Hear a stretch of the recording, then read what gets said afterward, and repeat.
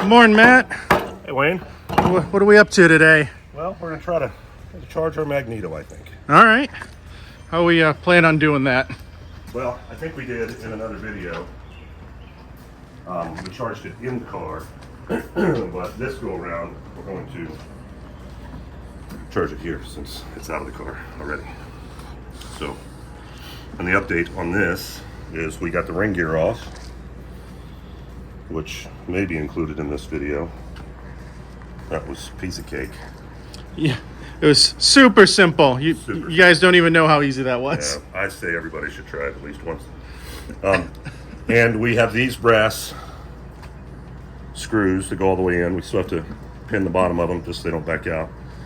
That was pretty easy. Once we realized that if you are doing this job, there are two different sizes.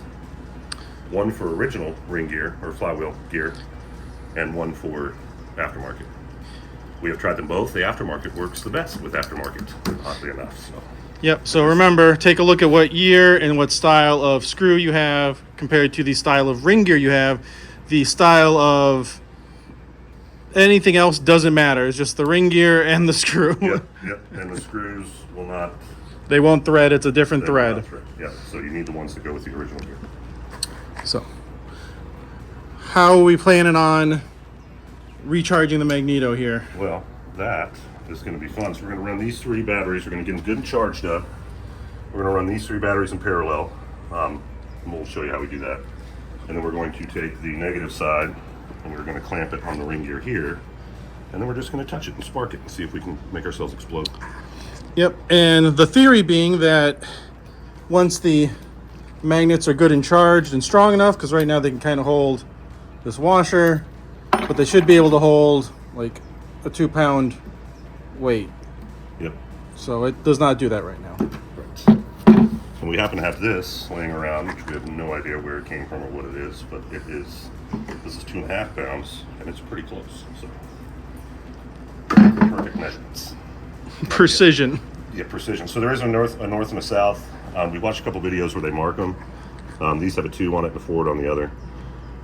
Just from using the magnet on it so far, I'm assuming that this is the north and this is the south. And you don't want to overcharge it because it'll mess that up.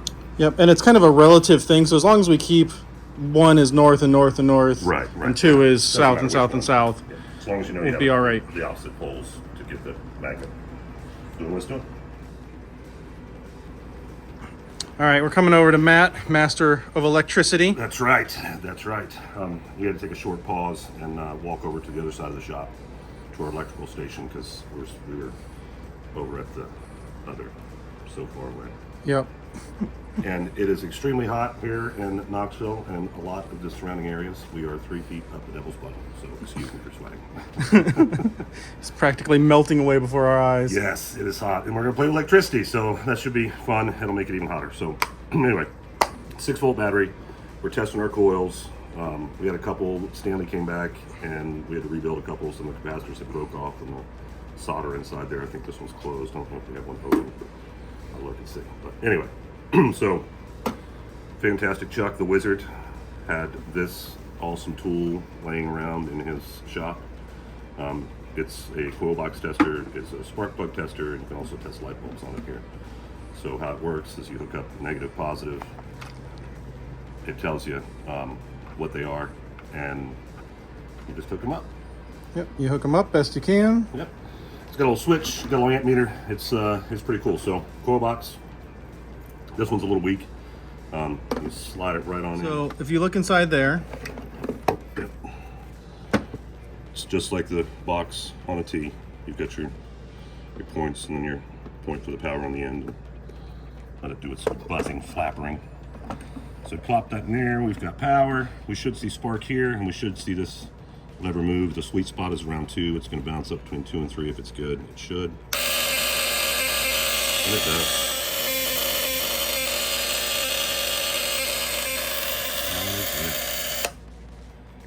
So in one of the videos we watched, I don't remember the name. I probably should start remembering the names and calling these people out when we're doing this. But anyway, so Another video we watched, they were talking about double spark, and he had an awesome meter. I mean, it was... Yeah, we'll find the link. I'll put it in the... Yeah, that was super cool. So he could see double spark and all kinds of things. So I'm thinking here, I'm not sure, but how I'm going is that erratic, the more erratic it goes, could possibly be double spark. It could be double sparking. So because we've dialed them in and tuned them in, and we've got some that run pretty consistent. You know, Yep, right and what is double spark, Matt, for those at home who are not Italian, because we know the Italians invented electricity. That's why it works so well in their cars. Absolutely.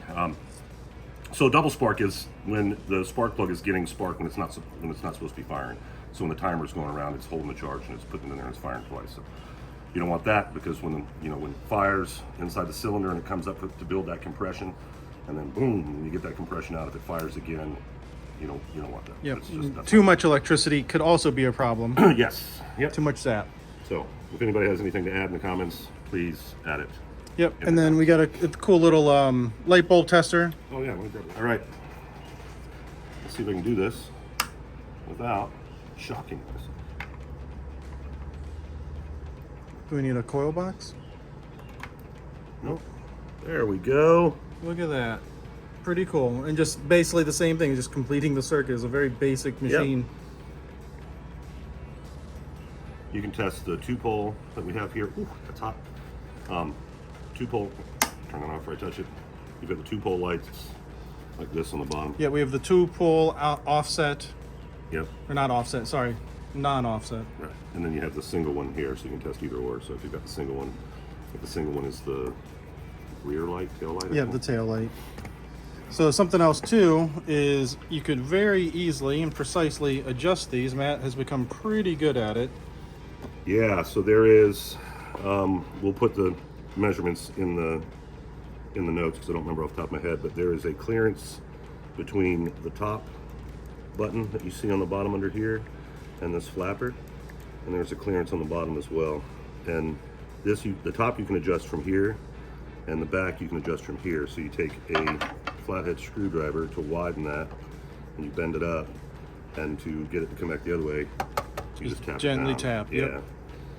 And then we just pretty much tested it over and over again to see what our amperage was out of it. Yeah, so the first thing you do when you're building them is get you one of these handy spacing tools.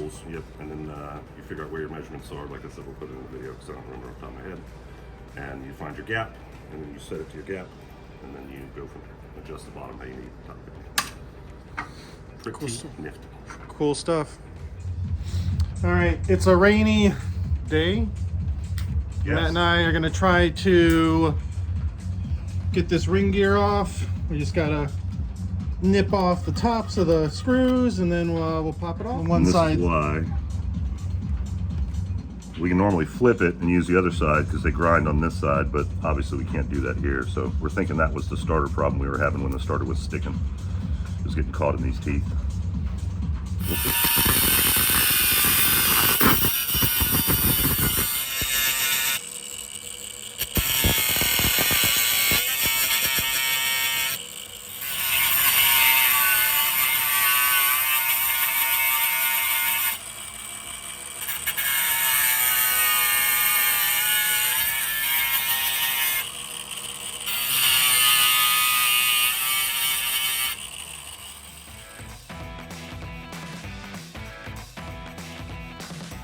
All right, what are we doing next here, Matt? All right, now we're going to try to take these ring gear screws out.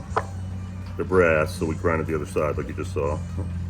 Wayne's going to catch us on fire. Yeah, we should just be able to back them right out. Drop that ring gear, put the new one on, screw it back in. It's not going to be that easy.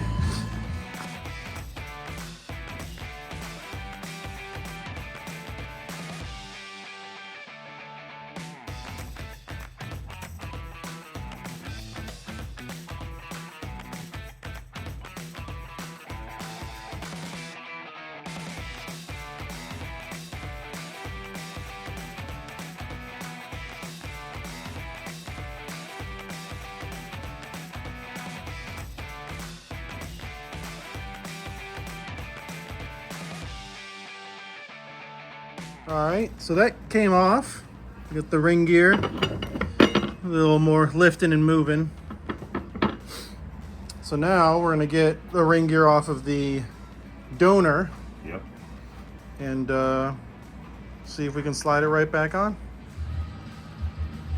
All right, so we had an old ring gear that we found at Chuck's, and it was just a simple Piece of cake. matter of getting that off, and yeah, it went well. Easy. Yeah, it's fine. Everything's fine. So we've got our new ring gear on. We've set a couple just to help hold it in place. And the plan is to kind of screw them in, and that'll tighten it. So now we're dropping in the new pins. Oh, that one went in pretty well. Oh, yep. Then we gently coax them. Just give them a little pep talk. There we go. I was paying more attention. So we're kind of going around, tightening these down a little bit at a time, pulling that ring gear up, closing up that gap. A little bit of a gap right there, but it's closing as we're tightening. So.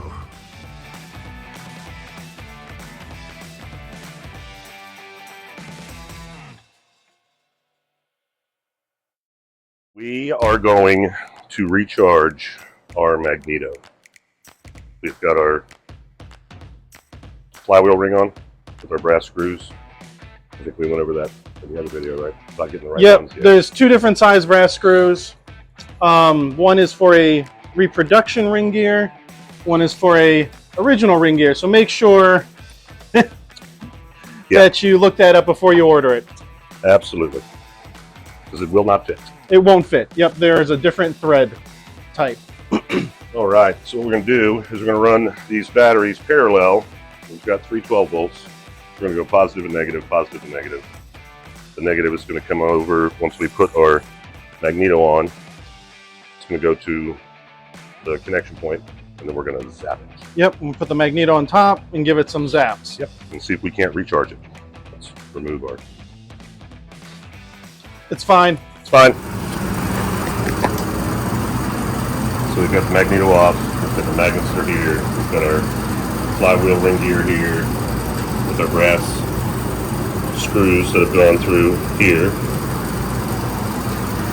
Yep, so you want to make sure you buy the right size brass screws. There's a different size for the reproduction versus an original. They are a different thread. Yes, and they will not thread through. So just read the fine print at the bottom, let me tell you. So we want to check for polarity because there's north and south poles on here, and they have a number just for us to what. The old screw trick or nail trick that you let it hang, it's going to tell you which is which. So one of those is north and one of those is south. I don't really know exactly which one, whether it's this is north or this is south, but it doesn't matter what we're doing because we know the direction that's pointing. We know the direction. Yep, it's a relative polarity as long as we match it up with the mag. Okay. Yep. So we'll do the same thing on the mag. And those are just the... Oh, there's one. Yep. Yeah. So we know we've got that one there. We know we've got that one there. So that way we know which ones to connect when we get them together. And we're going to try to do that without smashing my fingers. It's terrifying. It is, because it is magnetic. That was a lot smoother than I thought. We missed it by a little bit. We did.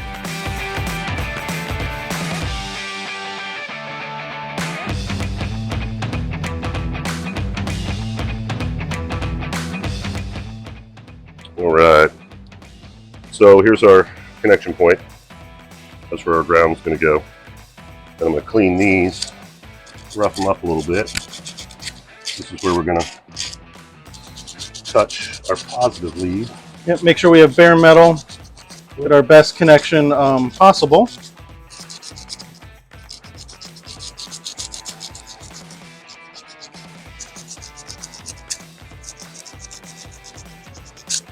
There. It's not perfect, but I think we have enough.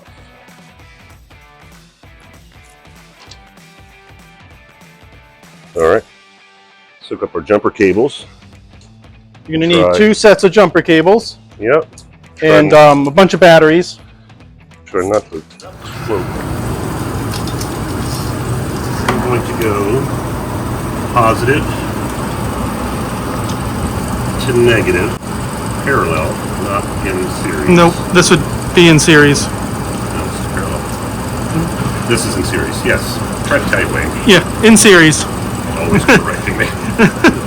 So now we have a positive to a negative again. Right. And then we're going to take our negative. That is going to be here. We'll take our negative from there. We're going to put him Be our ground. here. Maybe I do need those sides. That was a problem. There you go. So the final. Yep, that one goes on the positive.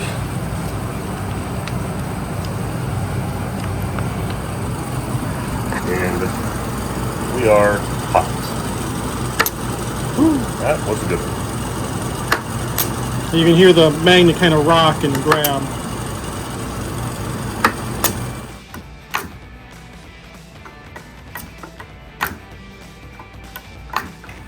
One more for good luck. That's it. We should be recharged. Yeah, so we're gonna go ahead and disconnect this one. There we go, yep. I don't know if I'm gonna be able to do that. Oh my god. Oh, I think it's on there for good now. Let me get a pry bar. There. Oh, shit. Oh bother. Oh, bother.